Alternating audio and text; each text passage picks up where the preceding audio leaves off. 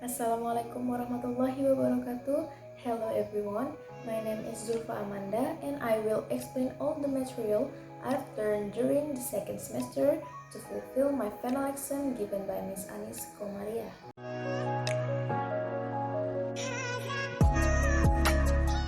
The first material is phonology. The word phonology comes from ancient Greek phon, which means is voice or sound, and the suffix is logy, which means is word.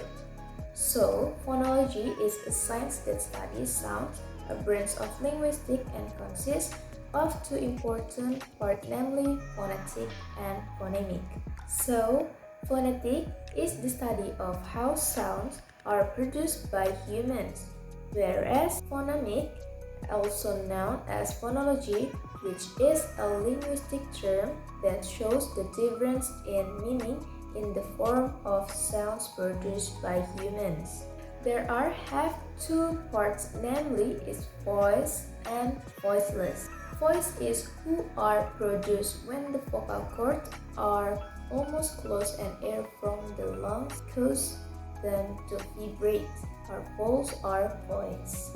Whereas voiceless are produced when the vocal cords are open, all consonant in voiceless.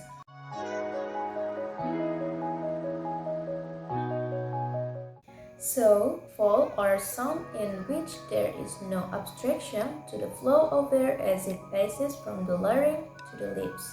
It is defined as those sounds produced with oral cavity relatively open to the flow of air. Next, the manner of articulation. Tongue and lip movement result in varying shape of the mouth, which can be described in terms of 1. Closeness and openness, 2. Frontness and backness, and 3. The shapes of the lips. And then the vowel chart. Most vowel systems are arranged within a triangle.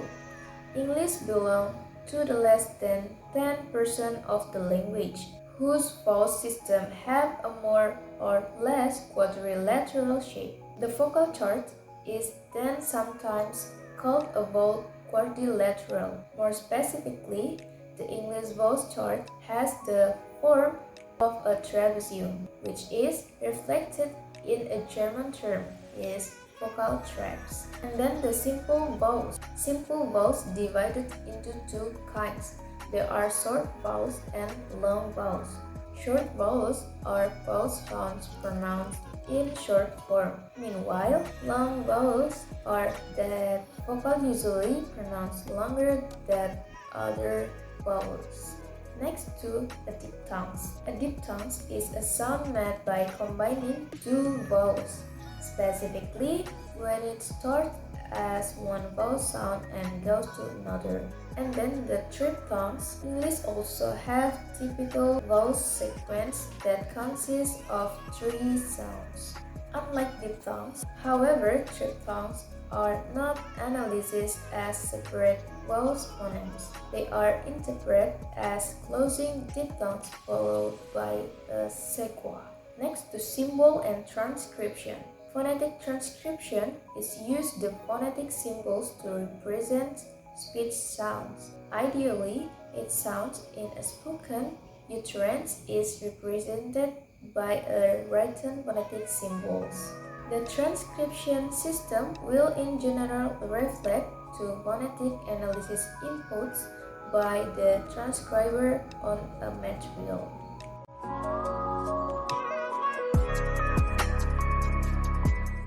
The first material is place of articulation. Place of articulation is the where of pronunciation.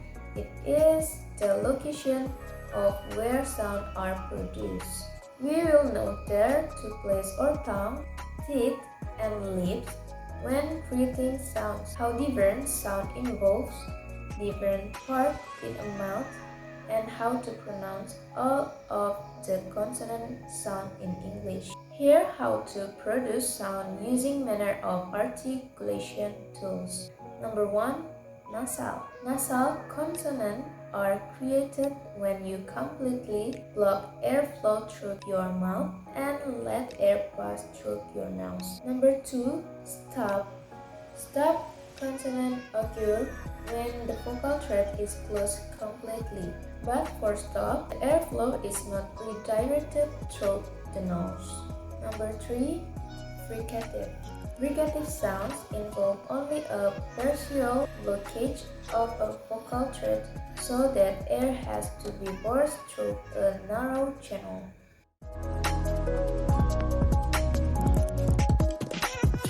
Syllable or the smallest rhythmic unit a spoken language in English pronunciation and are made up of a vowel or combination. Syllable don't serve any meaning signaling function in language. They exist only to make speech easier for the brain to process. A word contains at least one syllable.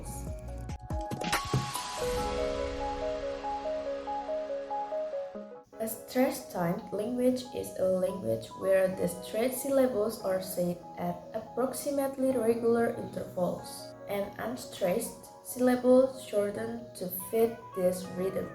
Stressed-timed language can be compared with syllable times once, where each syllable takes roughly the same amount of time, and then stress in simple word,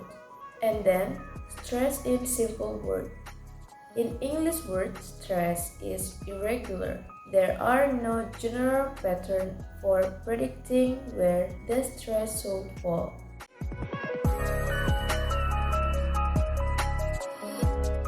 Phonemic analysis is the process of analyzing a spoken language to figure out when its phonemes are, what the allowance are those phonemes, and what each allowance distribution is. The resulting overall analysis is called a phonemization of the language. Phonemization represents only one of many possible analyses.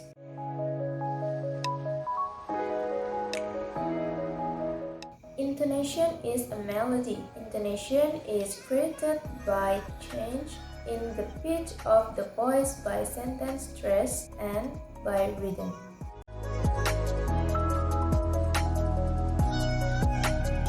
Rhythm is a form of structure that plays an organizing role in speech. Despite this all-inclusiveness of potential rhythmic source in speech, some processes play a more dominant role than another in defining what is commonly felt to be the rhythm of a phrase. Next is assimilation.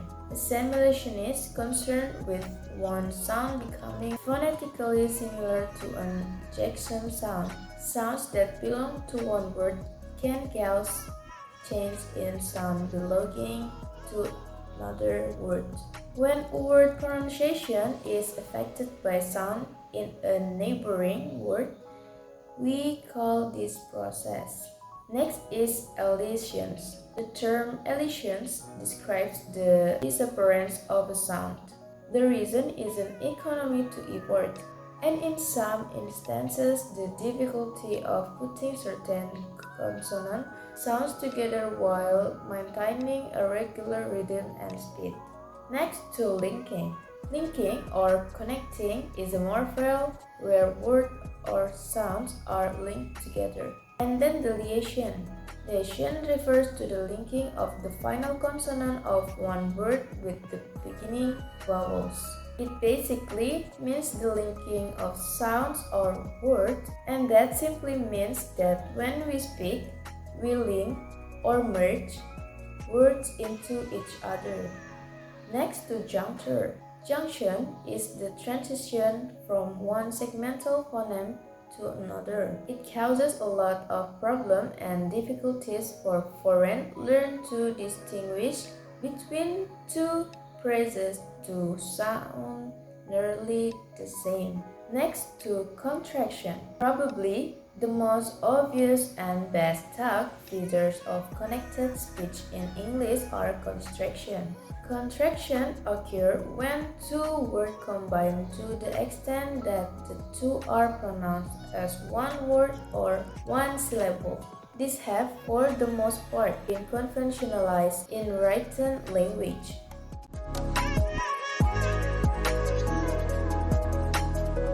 Variation in speech. Every language has a guide how the word must be arranged in order to give meaning. Every symbol of language contains sometimes called meaning or concept. Next to accent is a language. Accent refers to the different ways a language is spoken by either native or non-native speaker.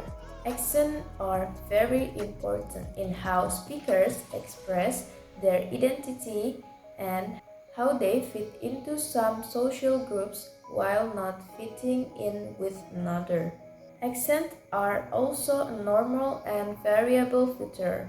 However, accent can also be used to promote a way of speaking for better or for worse, and thus create advantage and disadvantage for both native and non-native English teachers.